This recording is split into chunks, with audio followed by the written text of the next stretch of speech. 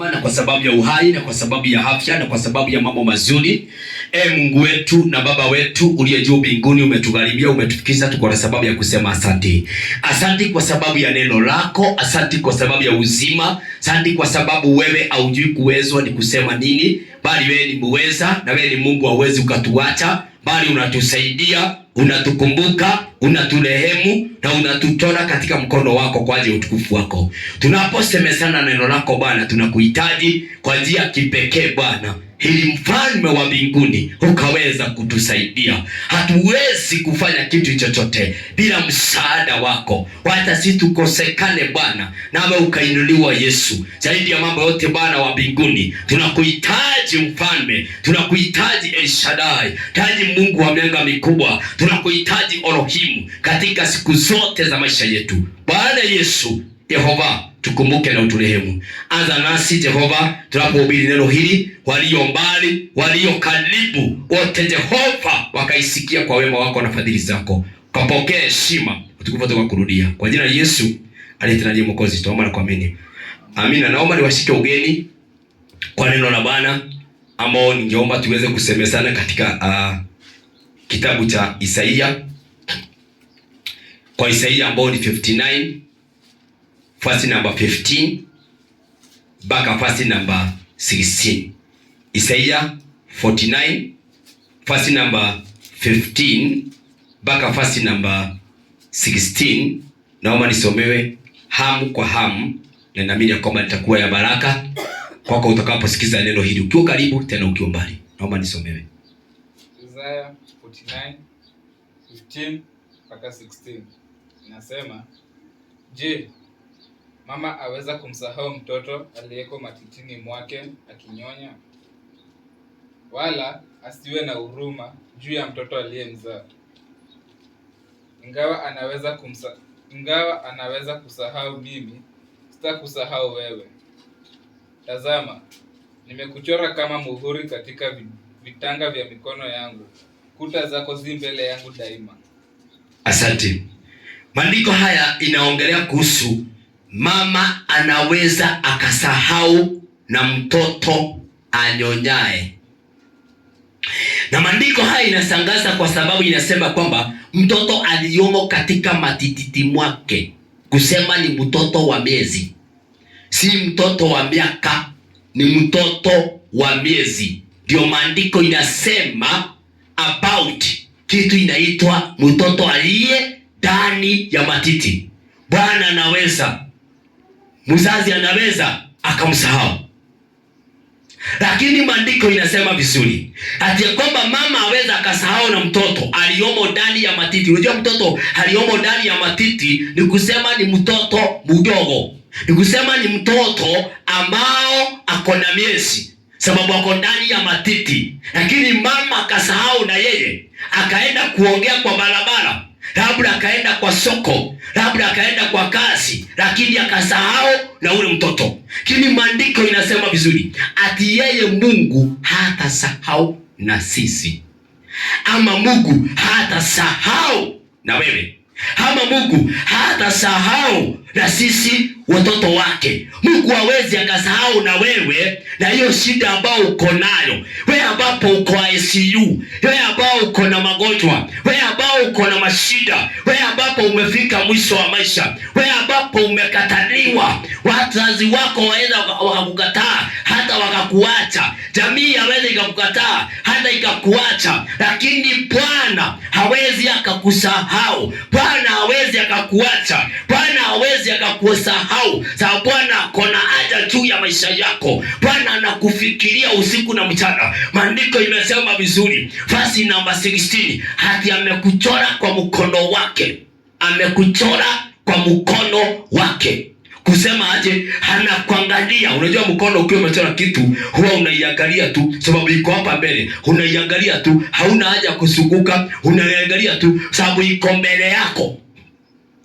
Maandiko inasema Bwana amekuchora. Hiyo ni kusema Bwana anakupenda. Hiyo ni kusema Bwana anakuwaza, hiyo ni kusema Bwana anakufikiria, hiyo ni kusema Bwana akona haja na wewe na uzao wa tumbo lako. Kila kitu uko nacho, uko support kuifanya ni kunyenyekea na kumwita Bwana na kumwambia Bwana, kama uwezi ukanisahau Bwana, nitakutumikia Bwana, nitakaa karibu na wewe Bwana, nitatafuta uso wako ili Bwana akae uweze kumtumikia. Sababu maandiko yanasema vizuri, Bwana hawezi akatusahau. Ingawa kuna uwezekano wa mama, kuna uwezekano wa baba, kuna uwezekano ya wazazi kusahau na watoto wao.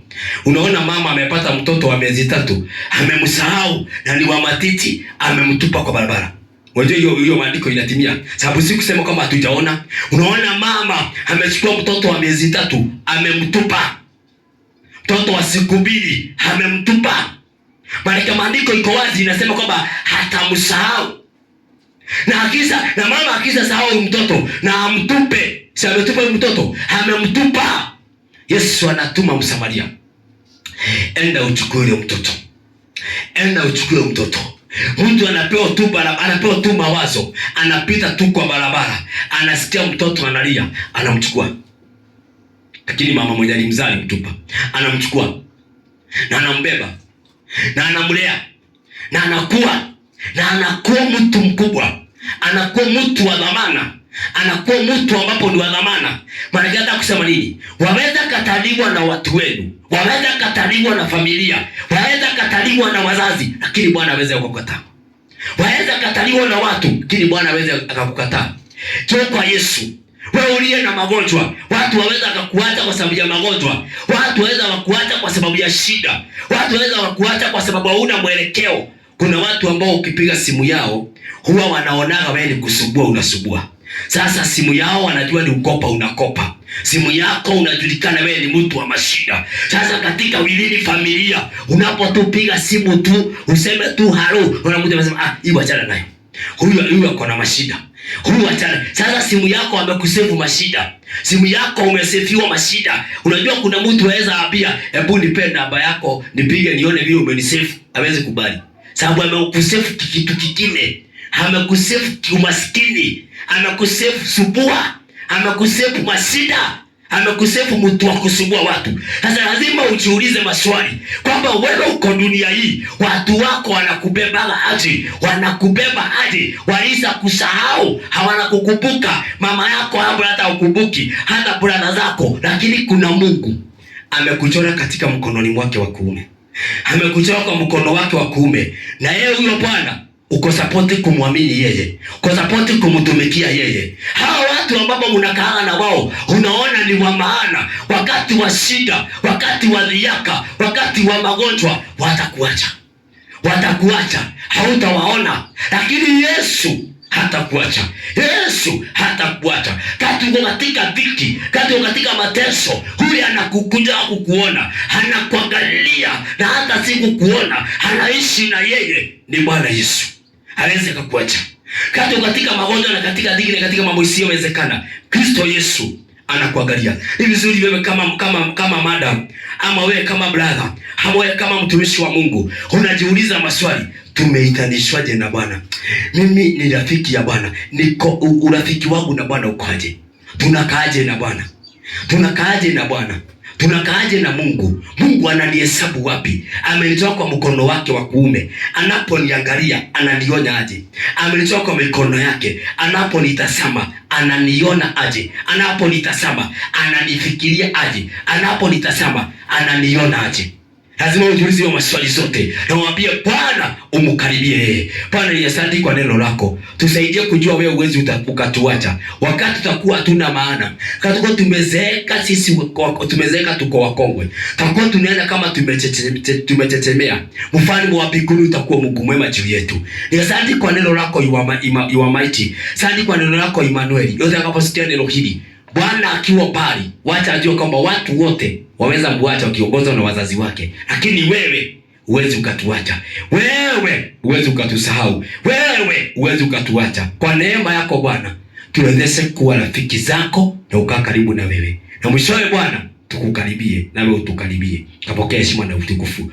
Yote anasikia neno hili akiwa pembeni za nchi, nje ya nchi yetu, Jehova, kile chote anachohitaji, mfalme, tafadhali ukamsikia na ukamtendea. Zaidi ya mambo yote, kumbuka mtu aliyewachwa na familia yote, ako peke yake. Jehova, umkumbuke na umrehemu. Kapokea heshima na utukufu kwa jina kuu la Yesu Kristo aliye tena Mwokozi, tuomba na kuamini. Amen. Mungu amani awabariki na watende mema. Hiyo neno naamini kwamba itakuwa ya baraka juu yako na uzao wako. Asante, bye.